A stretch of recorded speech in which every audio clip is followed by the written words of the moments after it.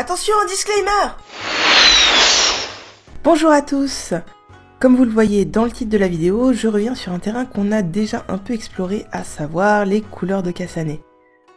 Comme vous l'avez compris, ou pas en fait, l'idée derrière la chaîne c'est de faire un parallèle entre les jeux de plateau qui abordent des aspects de la culture japonaise et l'élément de culture jap dont il est question dans ce jeu.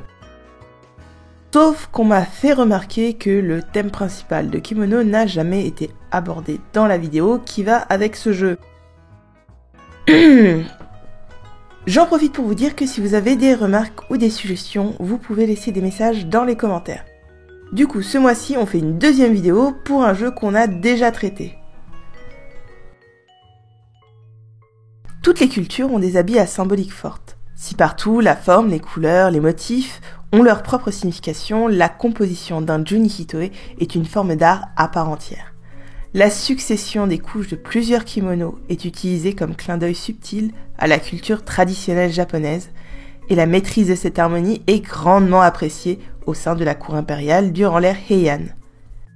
Les codes de ce savoir-faire sont régis par les Kasane no Hirome, ou couleurs de Kasane.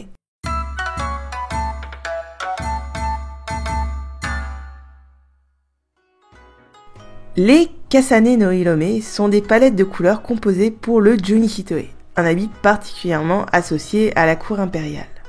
Pour parler en détail de la composition de ces couleurs, on va s'intéresser tout particulièrement au Itsuitsuginu plus Hitoe, soit une succession de plusieurs kimonos.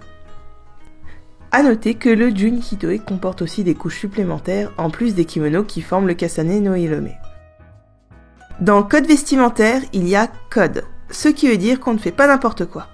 Avoir le sens du style dans une cour où l'on met l'accent sur la culture et l'art nécessite un certain nombre de règles. La première chose à savoir, c'est que même si tu veux être la plus stylée, il faut rester humble. Il y a des couleurs qui ne sont autorisées que pour la famille impériale. Si le rouge écarlate ou kurenai en fait partie, cette loi est encore plus vraie pour une autre couleur. Le violet ou murasaki était une teinte d'une valeur inestimable, au point qu'on pouvait s'en référer en disant juste la couleur. Toute la subtilité des couleurs de Kasane réside dans la suggestion et dans les références que font ces couleurs. En dehors du kurenai et du murasaki qui sont réservés à une élite, on retrouve globalement 7 teintes avec lesquelles on peut jouer. Ao, qui est un bleu-vert, Moegi, qui évoque plutôt les jeunes pousses, Yamabuki, un jaune or, Kuchiba, le jaunissement d'une feuille morte, Suo, un marron rouge, Kobai, qui est le rose de la prune, et le blanc, parce que j'imagine que là il y avait plus de teinture. Bon, ça c'est pour la palette de base certifiée par le gouvernement. C'est à partir de là que le fun commence. Pour agencer les différentes couches d'un Kasane no Hirome, on peut aligner les couleurs de plusieurs façons. Le Nyoi, soit un dégradé de couleur, le Suyo, qui est un dégradé d'une couleur vers le blanc, le Murago, qui est un camailleux d'une couleur donnée, soit plusieurs fois la même couleur avec un contraste différent, et enfin le Irohiro, c'est-à-dire un assemblage de couleurs qui se répondent sans nécessairement former de gradation de couleurs. Bon, ok. Le dernier exemple donne vraiment l'impression qu'on peut faire ce qu'on veut, mais clairement, c'est pas le cas. Si les couleurs doivent être validées par le gouvernement, vous vous doutez que c'est pas la fête du slip. Tout comme dans le jeu Kimono, on va retrouver des agencements valides ou non. Ce qui nous amène à se demander ce qui fait qu'un aliment de couleurs est ou non un Kasane no Hirome. Les couleurs de Kasane ont tout en commun de peindre avec leurs couleurs un élément existant dans la nature. Le jaunissement d'une feuille d'érable en automne, la floraison du chrysanthème au printemps, l'herbe qui se cache sous la neige en hiver. Si vous ne l'avez pas repéré, je me permets de le souligner, les Kasane no Hirome sont liés aux saisons. Il faut que ces compositions évoquent un événement naturel saisonnier. La base des arts japonais est la contemplation. On le voit dans les peintures, dans les poèmes, et on retrouve clairement cela dans les couleurs de Kasane. Évidemment, les motifs sur les tissus complétaient le tableau qui était suggéré par les couleurs.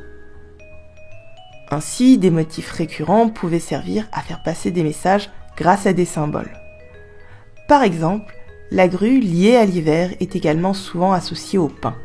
Ces deux symboles représentent généralement la ténacité, car tous deux capables de faire face à la rudesse des grands froids. Autre exemple, les personnes revêtant un kimono sur lequel on trouve un saule pouvaient vouloir exprimer la mélancolie. Autant dire qu'il est très important de connaître les références de chaque symbole pour l'associer aux bonnes couleurs. S'habiller nécessitait aussi la fibre artistique dans le Japon de cette époque. En soi, c'était déjà aussi un jeu. Mais perso, je préfère jouer avec des cartes plutôt qu'avec de grandes pièces de tissu. C'est plus pratique. Voilà, c'est tout pour aujourd'hui. Comme d'habitude, ça me ferait vachement plaisir que vous partagiez cette vidéo. Pour ceux qui ne savent pas, j'ai également une page Instagram sur laquelle je poste des exemples de couleurs de Kasane. En tout cas, merci d'avoir regardé la vidéo en entier, ça fait toujours chaud au cœur.